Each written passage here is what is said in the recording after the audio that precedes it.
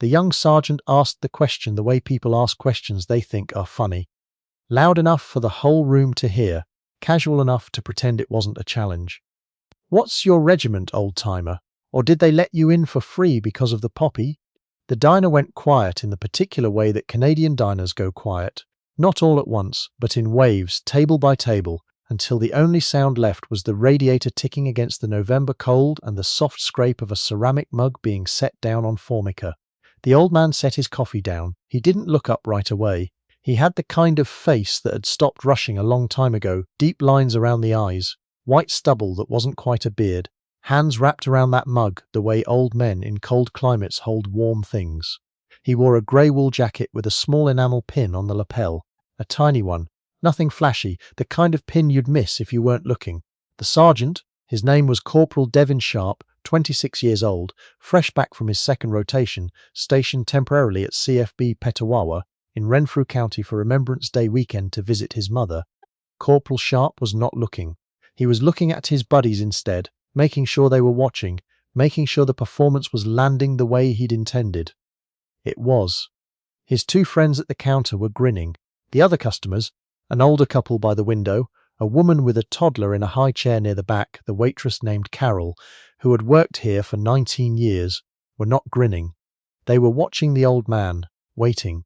Corporal Sharp was big in the way that young soldiers sometimes are when they've spent 2 years doing nothing but training and lifting, and proving something to themselves. His jacket stretched across his shoulders. His voice filled rooms. He had deployed. He had done hard things, and somewhere in the middle of all that, he had developed the particular blindness that sometimes grows in men who have only ever been the most impressive person in whatever room they walk into. He had not lived long enough yet to know that rooms are deceptive. The old man's name was Theodore. No, wait. His name was not Theodore, his name was Vincent Aubert, but almost nobody in Renfrew County called him that. The people who'd known him a long time called him Vince. The people who worked at the County Road diner and had served him coffee twice a week for 11 years called him Mr. Aubert. He always tipped exactly 20%, always ordered the same thing. Black coffee, 2 eggs over easy, whole wheat toast, and he always sat at the same table, the one in the corner, back to the wall, facing the door. Some habits don't leave you. He was 73 years old. He had moved to the valley after his wife passed. He had a daughter in Ottawa who called every Sunday, a woodpile behind his house that he maintained with a meticulousness that his neighbour Gaston found slightly unnerving, and a dog named Henri who was 13 years old and mostly deaf and slept on the foot of his bed. He did not talk about the other things. Not to Carol, not to Gaston, not to the men at the Legion who saw him come in once a month and assumed because he was quiet and old and bought his own drinks that he was simply a quiet old man who'd done a quiet old man's service and left it behind him. That was the thing about Vincent Aubert. He had done an extraordinary job of becoming invisible. Not on purpose, exactly. More the way water finds the lowest ground. When you've lived a certain life, silence becomes the natural posture. You stop explaining yourself. You stop correcting people's assumptions. You learn that most people aren't actually asking. They're filling silence, performing curiosity, doing the social thing humans do when they're in proximity to each other and don't know what else to do. So you let them have their assumptions. It's easier, it's quieter. And quiet, Vincent Aubert had long since decided, was one of the few things in life that was truly free.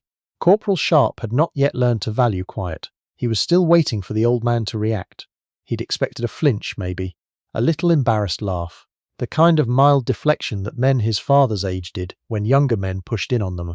He'd expected to fill the space with more jokes, maybe buy the old guy a coffee as a consolation, let the whole thing end with everybody understanding who was who. Instead, Vincent Aubert looked up. Not fast, not dramatically, the way a man looks up when he's decided something, and the decision has already been made somewhere below the level of words. His eyes were pale grey. Corporal Sharp noticed that they were very steady. "My regiment," the old man said, in French-accented English that was slow and perfectly level, was the Royal 22nd Regiment. You'd know them as the Van Doos. One of the men at the counter, the one named Trepanier, Corporal Sharp's childhood friend who'd never enlisted, said nothing. But he put his coffee cup down. "I know them," Corporal Sharp said, keeping his voice light. "Good unit." He paused. "Infantry." He said it the way certain people say infantry. not with disrespect exactly, but with the faint implication that it was the simple thing, the obvious thing, not the thing that required the kind of particular skill and training that he personally had required. Vincent Aubert heard it. He'd been hearing that tone in various forms for 50 years. Infantry, he agreed. See any action? Corporal Sharp asked. There was a pause that lasted maybe 3 seconds. 3 seconds is not a long time. But in a diner in November, in the silence after a question like that, 3 seconds is long enough for everyone in the room to become very still. Some, said Vincent Aubert. Something shifted in the room then, some almost imperceptible rebalancing of weight, the way a room changes when weather changes outside. But Corporal Sharp didn't feel it. He was 26. He didn't have the instrument for it yet. What years? He asked. 69, 70, and again in 78. Sharp blinked. 78, that was Cyprus, right? Cyprus, yes, peacekeepings. Yes, said Vincent Aubert. He picked his coffee back up. Among other things. Corporal Sharp's friend Trepanier cleared his throat. He said quietly, Dev. But Sharp had momentum now, the way young men get momentum when they've committed to a direction and haven't yet found a reason to change it. With respect, he said, and didn't mean it the way the words were supposed to mean, peacekeeping isn't exactly. I mean, it's not the same as a combat rotation. My guys have been taking fire in real. Corporal. It wasn't loud. It wasn't sharp. It was the voice of a man who had given orders in very bad places to very frightened people and had learned that volume has nothing to do with authority. Corporal Sharp stopped. I know what a combat rotation is, Vincent Aubert said. I know what taking fire is. I know what it is to be in a vehicle when the vehicle ceases to be a vehicle and becomes something else entirely. I know what it is to carry a man through a minefield because there is no other option and the field is real and the mines are real and the man is your friend and you are going to carry him or you are going to explain to his mother in Valdor why you didn't. He said all of this without raising his voice. He said it the way you state facts. The date, the temperature, the weight of something. The diner was completely silent. Carol had stopped moving. The woman near the back had put her hand on her toddler's head without thinking, the automatic gesture of a parent who senses something in the air even when they can't name it. I don't talk about those things, Vincent Aubert said, because they belong to the people who were there, not to me. They belong to the men I carried and the men I couldn't carry and the men who carried me when it was my turn. They don't belong in diners. He looked at Corporal Sharp for a moment, not unkindly. But you asked. Corporal Sharp said nothing. Something had happened to his face. The performance had gone out of it.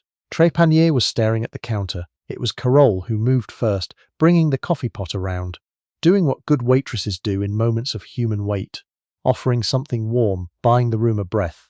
She stopped at Vincent Aubert's table. She started to pour. Her hand was not entirely steady. He put 2 fingers over his mug. I'm fine, thank you, and she nodded and moved on. Here is what Corporal Devin Sharp did not know.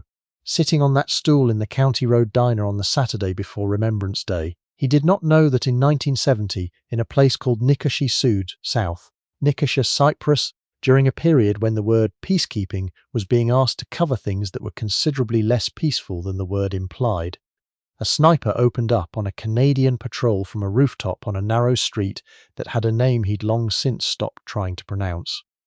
3 men went down in the first 6 seconds. One of them was a corporal named Émile Bertrand from Chicoutimi, who was 22 years old and had a photograph of his girlfriend folded in the breast pocket of his flak vest, and who was, at the moment the shot hit him, thinking about what he wanted to eat when they got back to the compound.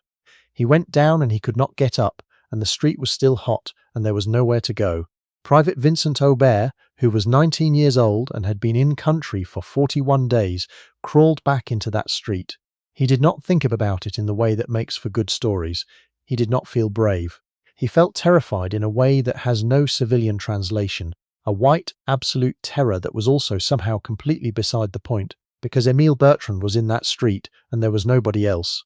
He reached him, he got an arm under him. He moved. Later, years later, decades later, in that quiet house in the valley, he would not be able to tell you how long it took. He would not be able to tell you if he was hit during it. He was, in fact, hit during it. A fragment across the left shoulder, not serious, the kind of wound that gets called a scratch by men who know what non-scratches look like. He didn't know he was hit until they were behind the wall. Émile Bertrand lived. He lived, and he went back to Chicoutimi, and he married the woman in the photograph, and they had 3 children, and he died of a heart attack in 2009 at the age of 61, and at his funeral his eldest son gave a eulogy that mentioned, without details, the Canadian soldier who had come back for him in a street in Cyprus in 1970. The eldest son's name was Michel Bertrand. He was 54 years old now, a retired schoolteacher in Gatineau, and he had a daughter named Pauline who had married a man from Renfrew County whose name was Robert Sharp. Robert Sharp had a son named Devin. Nobody in the diner knew this. Not yet. The bell above the door rang. A woman came in, stomping snow off her boots, unwinding a scarf, the way people come into warm places from cold ones, with the slightly startled relief of it, the shedding of the outside. She was in her early 50s, trim, dark coat, the kind of face that had seen something difficult and kept going anyway. She saw the man at the corner table and she stopped. "Uncle Vince?" She said it the way you say something you didn't expect to find. Not loud, almost private. Vincent Aubert turned. "Pauline," he said, and something in his voice changed. Not a lot. The way light changes when a cloud moves. Minimal. Real. Pauline Sharp, Pauline Bertrand Sharp, as she'd been called before the name got shortened by the county's easy familiarity, crossed the diner to his table. She was the granddaughter of Émile Bertrand. She did not know, had never known, the full story of what happened in Cyprus in 1970. Her grandfather had been a quiet man about those things. Her father Michel had told her, when she was old enough, only that Grandpa Émile had been saved by a Canadian soldier, name unknown, and that this was the reason Michel always said that any of them existed at all. She had married into the Sharp family. She had some years ago, through the particular alchemy of small towns and word of mouth, and the Legion dinner where Vincent Aubert had mentioned Cyprus to someone who mentioned it to her father, who mentioned it to her, she had put it together, or most of it together, enough of it. She had never told Devin. She had meant to. She kept meaning to. There was never a right moment, and then he deployed, and then he came back different, and then it's the kind of thing you keep meaning to do until the moment arrives and does it for you. Corporal Devin Sharp was watching his mother's cousin cross the diner and embrace an old man. He watched Vincent Aubert hold her by both arms. For a moment, the European gesture, the Québécois gesture, looking at her face the way people look at the faces of children they watched grow up. "You look like your grandfather," Vincent Aubert said.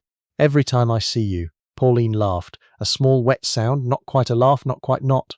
"So I've been told." Devin Sharp had not moved from his stool. Trepanier said very quietly next to him, "Dev, you know who that is?" Sharp said nothing. "That's the man your mum always talks about. The one her grandfather, Dev. That's him." Corporal Devin Sharp, who had faced things in his 2 rotations that had genuinely tested him, and who was not, underneath the performance of this morning, a cruel person.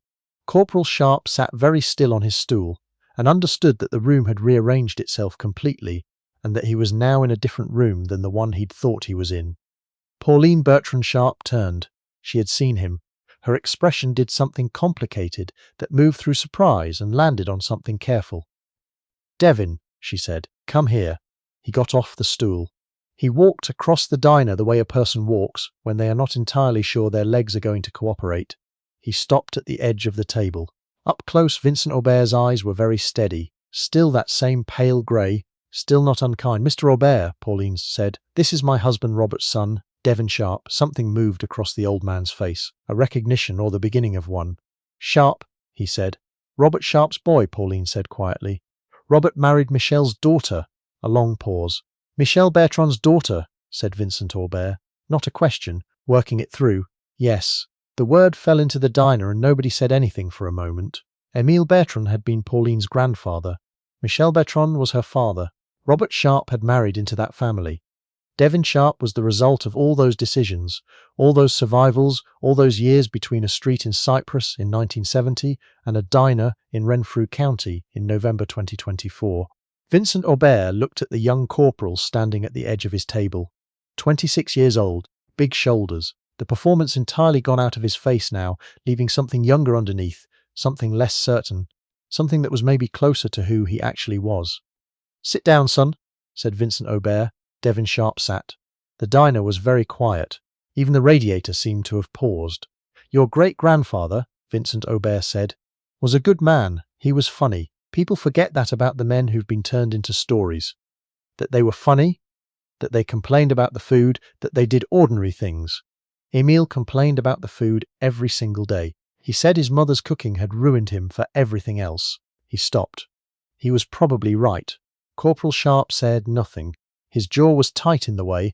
Jaws get tight when someone is working hard to keep their face from doing something they haven't decided about yet. I don't tell people what happened, Vincent Aubert said. Not because it was dramatic, because it wasn't, not in the way people want it to be. It was about 40 seconds in a street that I try not to walk through in my head too often. I went back for him because he was there, that's all. I'm not sure it was even a decision. He wrapped both hands around his coffee mug, but he came home. And because he came home, your grandmother was born. And because your grandmother was born, your mother was born. And here you are. Devon Sharp exhaled very slowly. I didn't know, he said. His voice was different now, quiet. I didn't know who you were. No, said Vincent Aubert. I know. And then, in the way of old men who have learned that most moments don't need to be made more than they are, he picked up his coffee. He took a sip. You deployed twice? He asked. Yes, sir. You came home both times? Yes, sir. Good, said Vincent Aubert, and that was all he said about it, because he knew, better than most, that came home is its own complete sentence. You don't need to add anything to it. You just need to mean it, and he did. Carol appeared at the table. She was not entirely composed. Can I get you anything? She asked. And she was not asking just Corporal Sharp. She was asking the table, asking the air, asking something she couldn't name. Another coffee, said Vincent Aubert, and whatever this young man wants. Devon Sharp looked at the old man across the table, at the small pin on the lapel of the grey wool jacket, which was not, he could see now, entirely without meaning, at the hands around the mug, at the pale grey eyes. He thought about his grandfather Michel, who had eulogized his own father as the man who came home because someone came back for him. He thought about his mother's voice on the phone, how she always said, when the conversation came around to family history, "We owe a debt we don't fully understand." He thought about 2 rotations and the men in those rotations who had not come home, and the families of those men who were now carrying something permanent. Just coffee, he said. He put both hands on the table, the way men put their hands on tables when they've set something down that they were carrying, without knowing they were carrying it. Sir, he said, I owe you an apology. Vincent Aubert shook his head very slightly. You owe me nothing. You were doing what young soldiers do. I did it too. He said it without judgment, without performance, the way you state facts. What you owe, he said after a moment, is to come home every time. That's what your great-grandfather gave you. Don't waste it. The bell above the door rang again as someone came in from the cold. Nobody looked up. The room had found its level, the kind of quiet that isn't emptiness but the opposite. Full, settled, weight-bearing. The quiet of something that has been said that needed saying and now exists, permanent, in the record of what has happened in this diner on this grey November morning. Carol came back with the coffee. She poured for Corporal Sharp. She poured for Vincent Aubert. She did not trust herself to say anything, and so she didn't, and that was exactly right. Trepanier at the counter had turned back to his own coffee. He would not speak of this easily. It was one of those mornings that makes a certain kind of man want to call his father. Outside, the November light was doing what November light does in eastern Ontario. Low, pale, coming in at an angle that makes everything look like it's about to be remembered. The kind of light you get in places that know winter is coming and have made their peace with it. Pauline Bertrand Sharp sat down at the table too, across from her stepson, next to the old man who had given her father the chance to exist. She folded her hands around her own mug when Carol brought it, and she looked at the two of them, 173, 126. 4 decades and a Cyprus street between them, and now somehow in the same corner of the same diner on the same November morning. And she thought about her grandfather's face in the photographs from before 1970, the young face, the face that didn't know yet, and the face from after, which did. She didn't say any of this. Some things don't need to be said. They sat for a while, the 3 of them. The coffee was good. The diner was warm. Outside, the first fine snow of the weekend was beginning to come down, light and unhurried, covering the parking lot and the county road and the woodpile behind Vincent Aubert's house 2 kilometres east, where Henri, the old deaf dog, was sleeping in a square of pale light from the kitchen window, dreaming, probably, of something he'd chased once and caught, the way old creatures dream of the things they were capable of before the world slowed them down. Vincent Aubert would drive home in an hour. He would stack 2 more pieces of wood before dark. He would sit in his chair by the window with Henri's warm weight on his feet, and he would not think particularly about Cyprus, or about Émile Bertrand, or about 40 seconds in a street that he tries not to walk through in his head too often. He would think, maybe, about the young corporal's face after the room rearranged itself. The way something young and uncertain had come up through the performance, like ground through snow, he would think, came home. Both times. Good. That was enough. That had always been enough. The ones who need the room, they get the room. That's fine. Let them have it.